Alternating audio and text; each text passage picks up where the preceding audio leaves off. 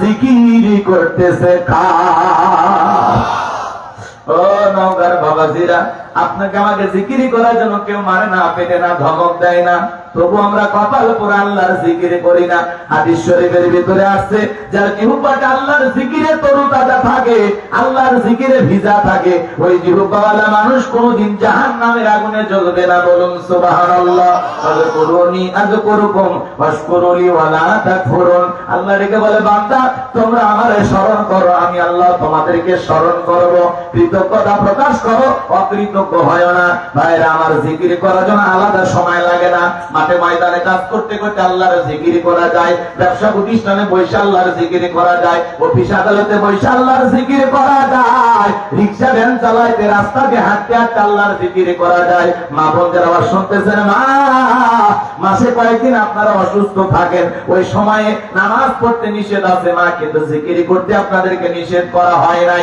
সব সময় আল্লাহর জিকির করবেন, আর এই সময়গুলোতে পারলে বেশি বেশি করে জিকির করবেন। সব সময় জবানে জিকির চালু রাখবেন, সুবহানাল্লাহ, আলহামদুলিল্লাহ, লা ইলাহা ইল্লাল্লাহ, আল্লাহু আকবার, সুবহানাল্লাহি ওয়া বিহামদিহি, সুবহানাল্লাহিল আযীম। পারবো তো ইনশাআল্লাহ। একে জিকির করার জন্য কষ্ট হবে, কেউ মারে না, কেউ পিটে না, কেউ ধমক দেয় না, তবু আমরা আল্লাহর জিকির করি না। কত কপাল পোড়া আমরা।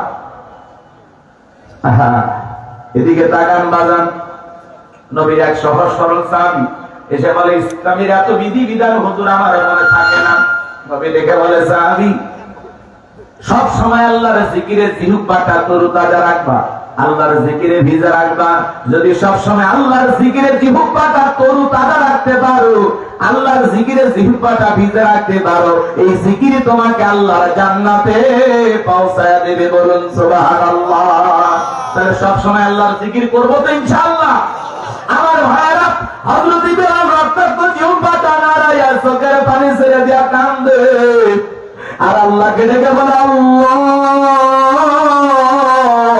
তুমি তো সেই আল্লাহ, ইব্রাহিমের জন্য যদি নমরুদের আগুনকে ফুলের বাগান বানায় দিতে পারো, ও আল্লাহ তুমি কি পারো না বেলালের বুকের পাথরটাকে তুলার মতো নরম বানায় দিতে? হযরতে বেলাল দোয়া করতে দেরি, আসমানের মালিক আল্লাহ দোয়া কবুল করতে দেরি করে না। বেলাল যখন ডেকে বলে, আল্লাহ বুকের উপরে পাথর থাকার কারণে তোমার মতো মালিকের জিকির করতে বড় কষ্ট হয়, ও আল্লাহ তুমি কি পারো না বেলালের বুকের পাথরটাকে তুলার মতো নরম বানায় দিতে? হযরতে বেলাল দোয়া করতে দেরি, আসমানের মালিক আল্লাহ বেলালের বুকের পাথরটাকে তুলার মতো নরম বানাইতে দেরি করে নাই। বলুন সুবহানাল্লাহ। বেলালের নিঃশ্বাসের সাথে পাথর ওঠে আর নামে আল্লাহু আকবার। আশিক রাসূল বেলাল, নবীর পাগল বেলাল। ওইদিকে বলতে গেলে আরো লম্বা হয়ে যাবে, বাজান লম্বা করার সুযোগ নাই। বেলালের উপরে নির্যাতন জুলুম যখন চলতেছে, নবী যখন জানতে পারলেন, আমার নবী আবু বকরকে ডেকে বলল, আবু বকর আমার বেলালের কষ্টের কথা সহ্য হয় না, যাও যাও তুমি আমার বেলালের জন্য একটা কিছু করো। হযরত আবু বকর সিদ্দিক রাদিয়াল্লাহু তাআলা কয়েকগুণ দাম বেশি দিয়া গোলামীর জীবন থেকে হযরত বেলালকে আযাদ করলেন, মুক্ত করলেন। বলুন আল্লাহু আকবার। এই যখন ইসলামের অবস্থা, একদিকে সন্তান হারানোর ব্যথা, কাফেরদের সমালোচনা, অন্যদিকে সাহাবায়ে কিরামদের উপর নির্যাতন জুলুম, এই জন্য নবীজির মনটা ভীষণ খারাপ, চোখের কোণায় পানি। আর নবীর মনটা যখন খারাপ, নবীকে সান্ত্বনা দেওয়ার দায়িত্ব কার? একটু জোরে বলেন না। আল্লাহ বলে গুনাহ হবে, খুশি হবে কে? একটু জোরে বলুন, নবীকে সান্ত্বনা দেওয়ার দায়িত্ব কার? আর একটু জোরে বলুন, আল্লাহ। জোরে বলেন কার? আমার ভাইরা, আমার নবী ডেকে বলে, জিবরাইল আমার বন্ধুর মা নাই, বাবা নাই, আমি ছাড়া আমার বন্ধুর কেউ নাই রে জিবরাইল। আমার বন্ধুর মনটা হয়েছে ভারী, আমি আল্লাহ সইতে নাহি পারি। লাহু মাহফুজ থেকে সূরা কাউসার নিয়ে যায় আমার বন্ধুর উপরে নাজিল কর তাড়াতাড়ি। বলুন আল্লাহু আকবার। নবী তখন ডেকে বলেন, আনাস আমার মনটা কেন খারাপ তোমরা জানো? কি তোমার মুস্কি হাসি দেওয়ার কারণটা জানো না? আমার মুস্কি হাসি দেওয়ার কারণ হলো এই মাত্র আসমান থেকে জিবরাইল এসে আমার উপরে সূরা কাউসার নাজিল করলো। বলুন আল্লাহু আকবার। নবী তখন মুস্কি মুস্কি হাসলেন আর সাহাবায়ে কিরামদের সামনে সুন্দর করে সূরা কাউসার তেলাওয়াত করে শুনিয়ে দিলেন। জবান ছেড়ে সবাই আরেকবার পড়ুন, ইন্না আ'তাইনাকাল কাউসার ফাসাল্লি লিরাব্বিকা ওয়ানহার ইন্না শানিআকা হুয়াল আবতার। আল্লাহু আকবার।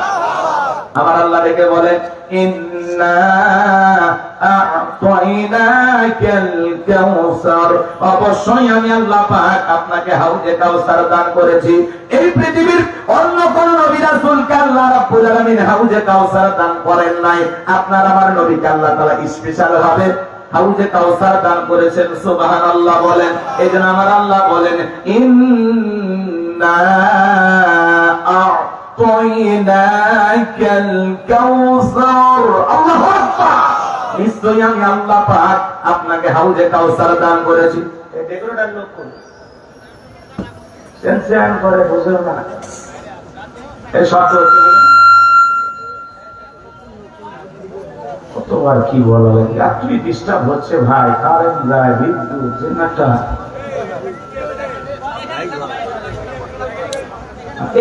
একটু কমায় দেন, সেন্সিয়ানটা বন্ধ করো। মাইক যদি ভালো না হয় ওয়াজ করবেন সাইদি সাহেবের মতো, শোনা যাবে তো ফাঁক চলে না। খুবটা বোঝেন না, মাইক পরে পরে গরমের মতো বেশি চাপায় না, থেকে দেখি জি একটু অপেক্ষা। আমার ভাইয়েরা মাইকের আওয়াজটা ঠিকঠাক করবো। ওয়াজের মাইক তো একটু ডিস্টার্ব হয়। দুর্গা পূজা, গান বাজনা, পিকনিকের মাইক, বাপরে বাপ এমন সাউন্ড দিকটির আওয়াজ মাটি কাকা দিচ্ছে, এলাকায় ফাঁকা কঠিন। মানে শয়তান নিজে এসে সাউন্ড সিস্টেম ঠিক করে দেয়। আর ওয়াজ না ঠিক এতই গুতে বিসমিল্লাহ সুবহানাল্লাহ গায় কথা হওয়া যায় না। মেনে নেন, যা হচ্ছে মেনে নেন। তাহলে মাইকের আওয়াজ হচ্ছে, খারাপ লাগতেছে ভাই? কি ওয়াজ করবো না দোয়া করবো? হ্যাঁ, মেহমান আরো আসছে, একটু অপেক্ষা কর। তো পান্তা ভাত বিরিয়ানি আসতেছে, একটু অপেক্ষা করে।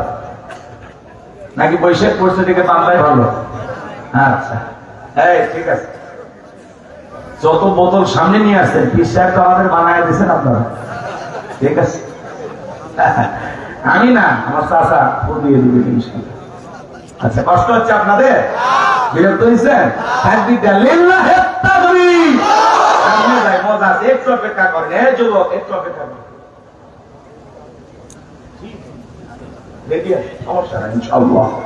আমার ভাইয়েরা গভীর মনোযোগটা কথাগুলো শুনে যান। বাজান যে কথা বলতে চাচ্ছিলাম, আমার আল্লাহ রাব্বুল আলামিন বলেন, ইন্না আ'তাইনাকাল কাউসার, নিশ্চয়ই আমি আল্লাহ পাক আপনাকে হাউজে কাউসার দান করেছি।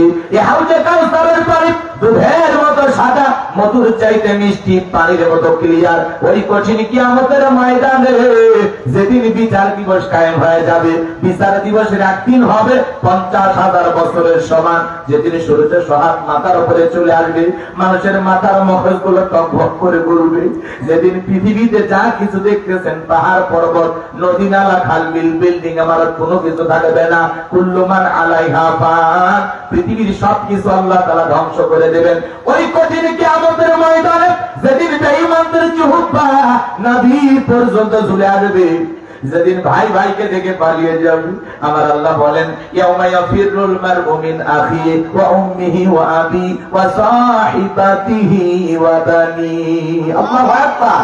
যেদিন ভাই ভাইকে দেখে পালিয়ে যাবে, মুতাবিথা সন্তানকে দেখে পালিয়ে যাবে, স্ত্রী স্বামীকে দেখে পালিয়ে যাবে, ওই কঠিন কিয়ামতের ময়দানে সেদিন কেউ কারো উপকারে আসবে না। সেদিন আল্লাহর আরশের ছায়া ছাড়া আর কোন ছায়া থাকবে না।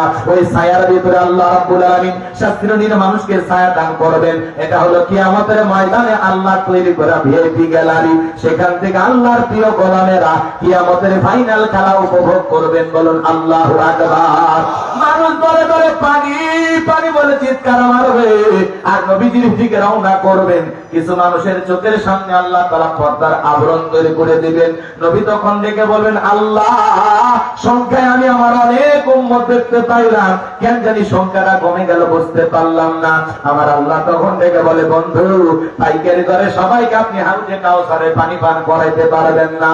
দুনিয়ার জীবনে দুইটি অপরাধ করেছিল যারা, কিয়ামতের ময়দানে আপনার হাতে আজকে হাউজে কাউসারে পানি পাবে না তারা। জোরে বলেন কয়টি অপরাধ? ও নওগাঁর মুসলমান যারা দরকার আছে না নাই? ওই দুইটা অপরাধ আপনার আমার ভিতরে থাকতে পারে। কোন দুইটি অপরাধে মানুষ হাউজে কাউসারের পানি নবীর হাতে পাবে না? গভীর মনোযোগ দিয়ে শুনেন, এদিকে তাকান, এদিকে তাকান। হাউজে কাউসারের পিয়ালা গুলো হযরত আবু বকর ভরায়া দিবেন, আর হযরত ওমর আবু বকরের হাত থেকে নিয়ে নবীজির হাতে দিবেন, আর নবীজি তার আদরের উম্মতকে রেখে কিয়ামতের ময়দানে খুঁজে খুঁজে হাউজে কাউসারের পানি পান করায় দিবেন। নবীজির হাতে এক পেয়ালা হাউজে কাউসারের পানি যদি পান করতে পারেন, জান্নাতে ঢোকা পর্যন্ত আপনারা তৃষ্ণা লাগবে না, তৃষ্ণা মিটে যাবে। বলুন সুবহানাল্লাহ। কারা কারা নবীজির হাতে কিয়ামতের ময়দানে হাউজে কাউসারের পানি পান করতে চান? দুই হাত তুলে আল্লাহকে দেখা। আমার সঙ্গে বলুন আল্লাহ। আমাদের সবাইকে কিয়ামতের ময়দানে নবীজির হাতে হাউজে কাউসারের পিয়ালার পানি পান করার তৌফিক দান করুন। চিল্লায় কোন আমিন। আর একটু জোরে বলুন আমিন। আরো একবার বলুন আমিন। এই যে হাউজে কাউসারের পানি চাইলে কি পাওয়া যাবে? কাজ করতে হবে না? একটা এক্সাম্পল উদাহরণ দিচ্ছি কথা বোঝানোর জন্য। আমি আপনাদের এলাকায় ওয়াজে আসলাম, একটা ছেলের হাতে কিছু চকলেট দিয়ে বললাম, ভাতিজা আমার জন্য এক কথা পানি আনো, আমি একটু উর্দু বানাবো। ওই ছেলেটা চকলেট খাই মারছে দৌড়, মাঝখানে আধার কার্ড পড়ে গেছে, হাঁটু ছিলে গেছে, রক্ত বের হয়েছে।